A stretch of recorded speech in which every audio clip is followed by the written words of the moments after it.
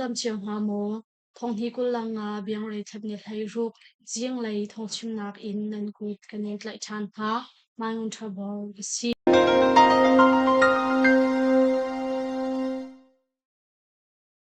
Kopi in lo le thiri vok mi ko wa CNDF ni no na kan to in zanga shrong la rok chin ram falam kopi la ka dau na rong a in lo le thiri a vok mi ko a bin za pi ni na kan the thiam nak lai upat nak he kan min na pa tia chimra da bu chung dal CNDF ni meni thai li zan a nu na puthan in chua Wakramin in nan pitmin kanin fe ha kamsram le umni di lakni lungwa de in kan lak nak to tam thi pura ka ha ni pu lai pil lau am phayan mong lak thong ye nan khi cham nak chi action ni akal le I ko khana na kan pi chang sina in kan Jerusalem sim ne phayan thu na pa da na bu ha Palam puti chu chi umni in ro in ave ni kan hodik a mga shashim shimlal in kan ngay at siyang ngay chun van kao tang I kang at shmutian kada magura kan kusun umay pi in lo lo chiri kun kan udehin piak di ko halaw ni chimajin ka patyan min ini siyam kang ihay ha wal kan tukliaw tay na puding lo abi pi big kan siya kan tiyang lin kan pirwitsa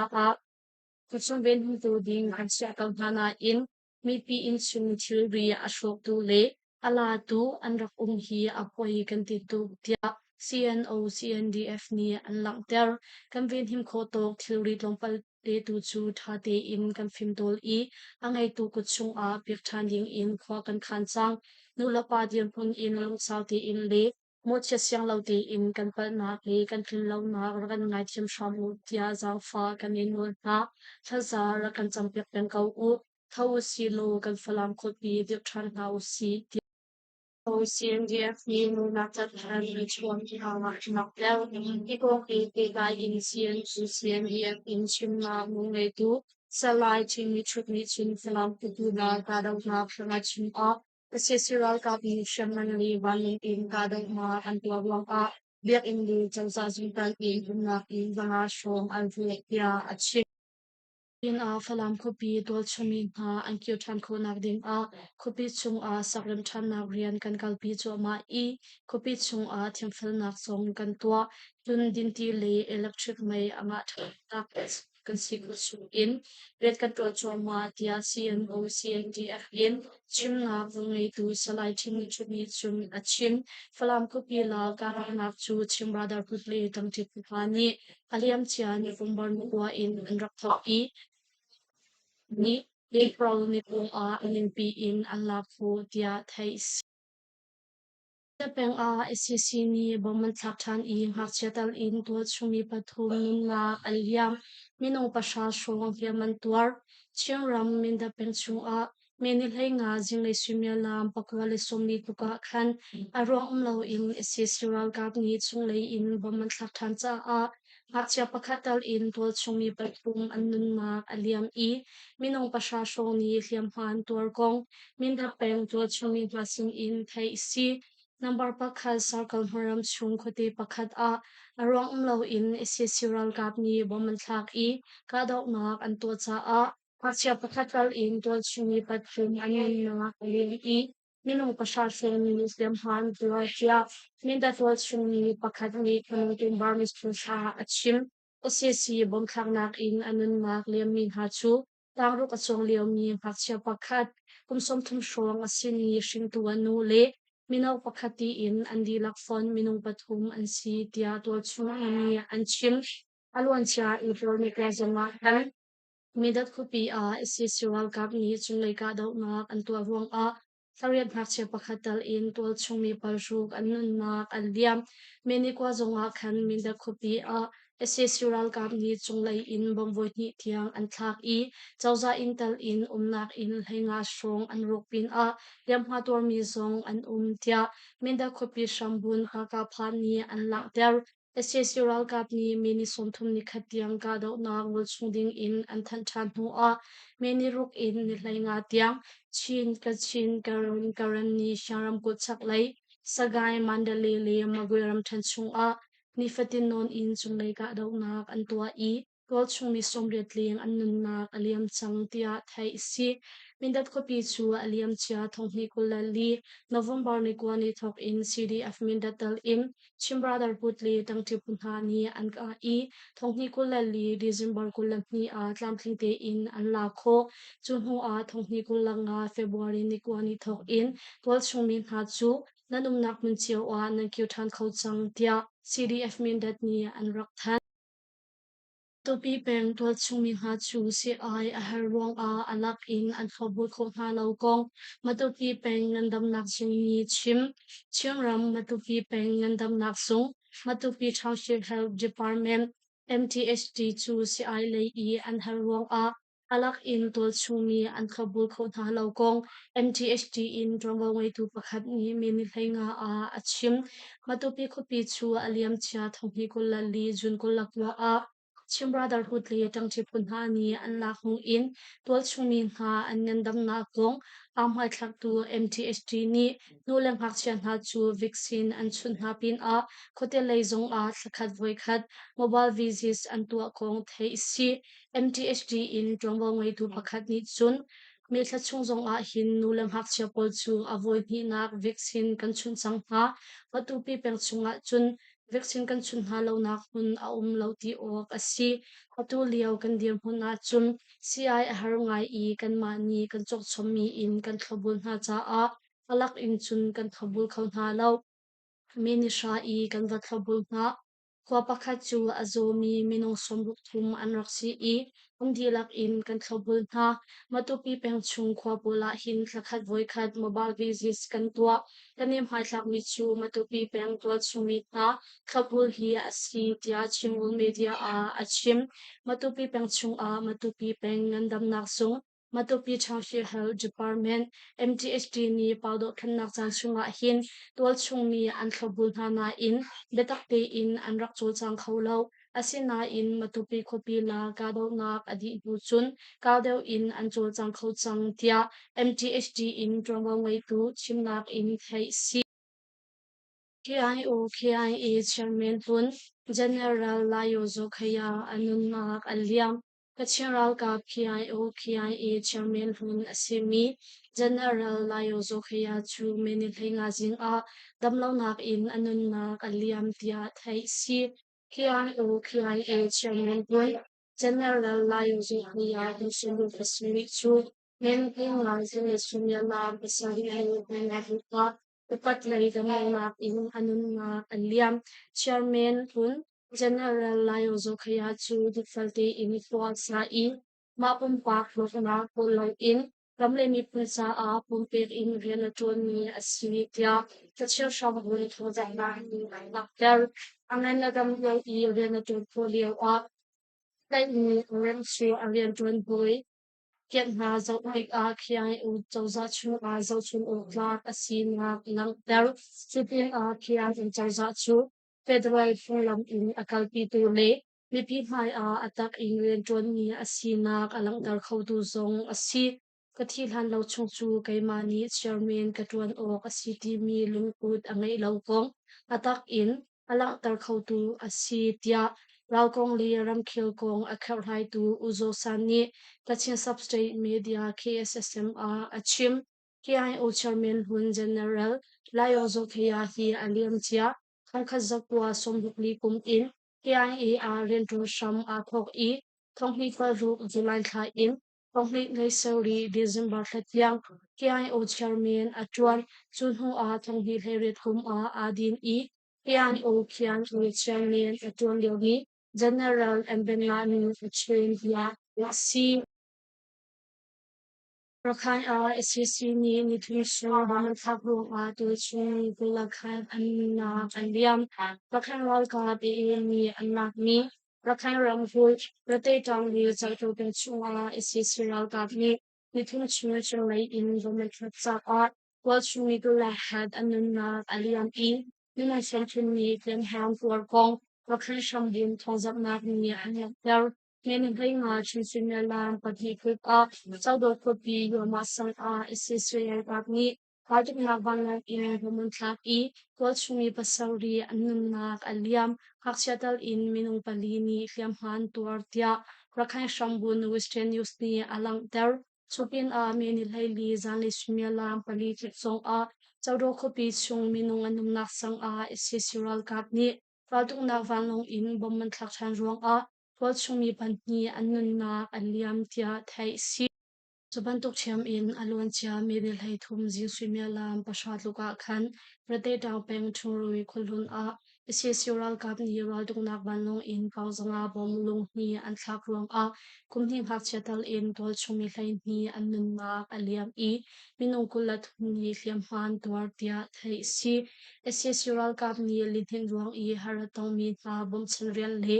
sakram than na prian pe zul in kan kalpi kho na ha meni som thum ni khat tiang ka dau na kan wol chungri lai ti in an than than mi chu an mali la ni an buar i ni fatin ti ok in memar rang hun kip a ral lam an sialpin a sham ngan li chunglei ka dau na pe zul in an tua tia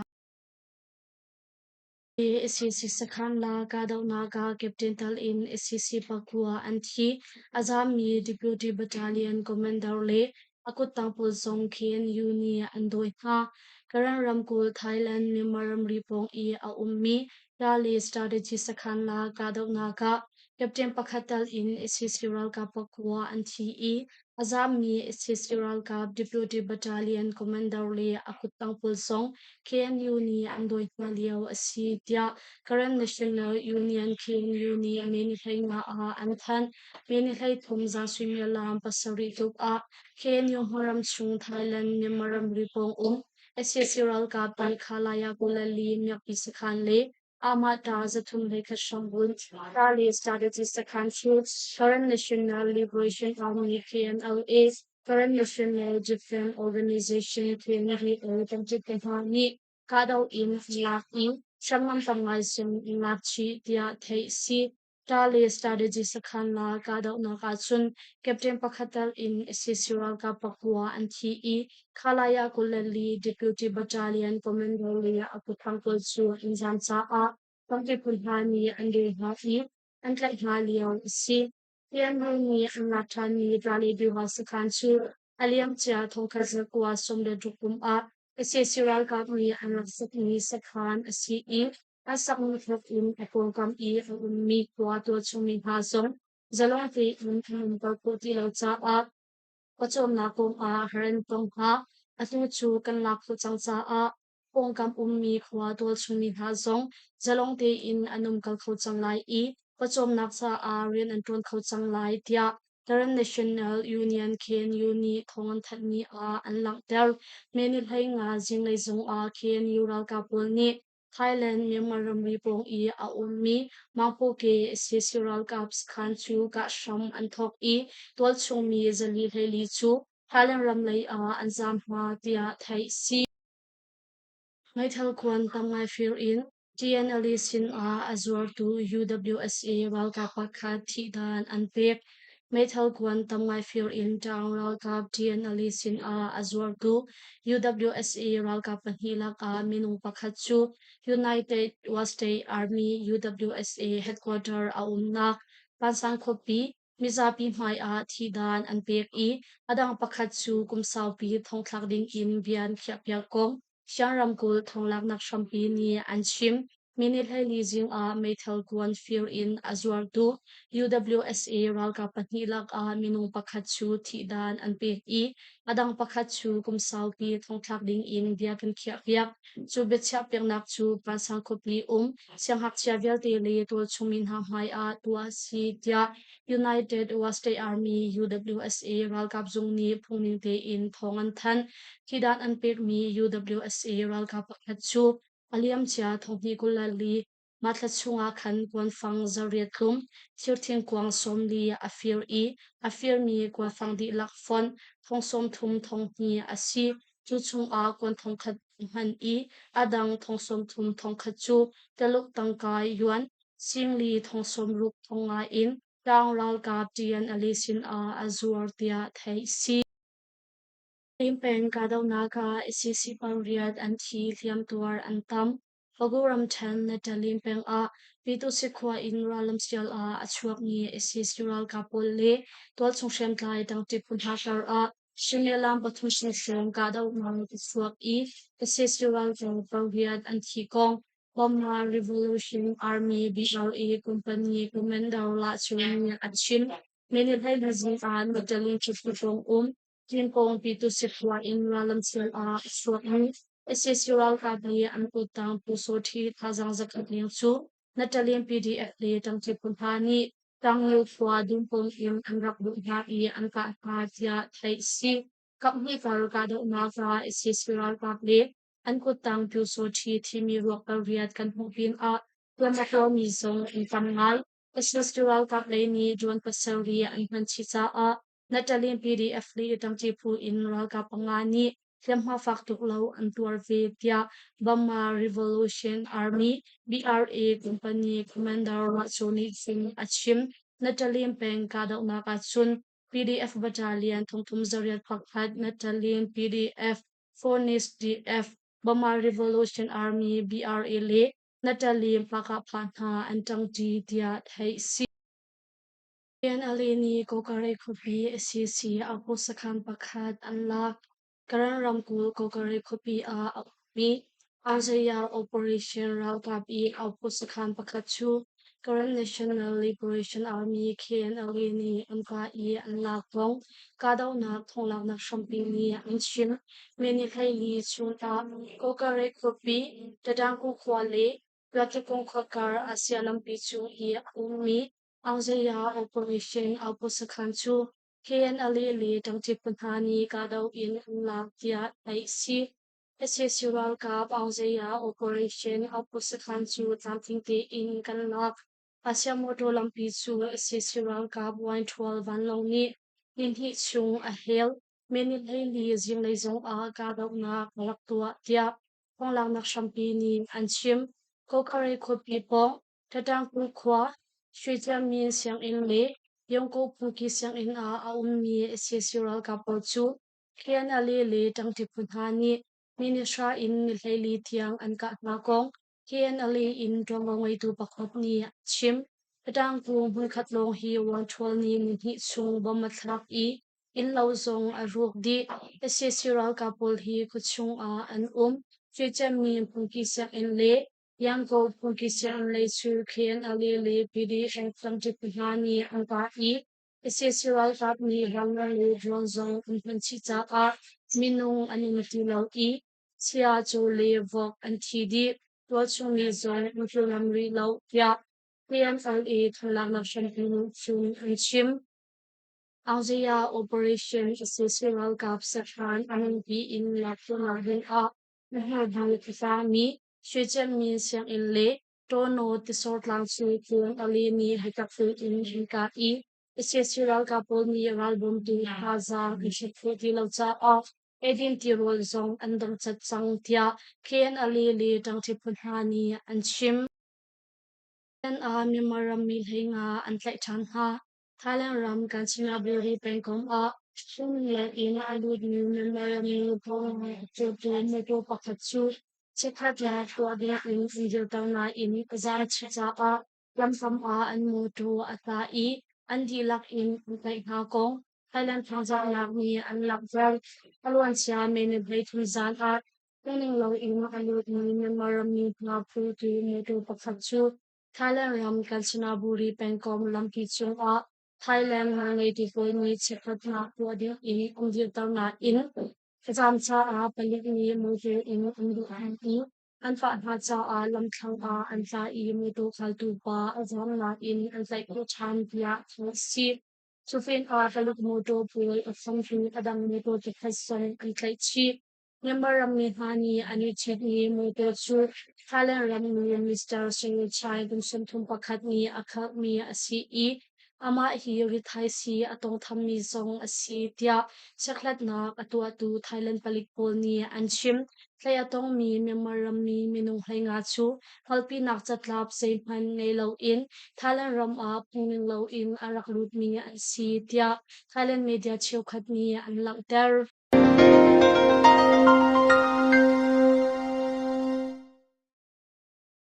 จริงทองชิมนักชูมาเบียลอิงกันดอกตอวิไลลุงมาลีโพสทาซังกันไปดูนันดีนักชุนอากันเนลอนตุกลุงมาลีโพสเฟซบุ๊กไลค์ฟอลโล่เล YouTube channel subscribe แล้วกันตัวเพจเชียวลิงอินกันส่วน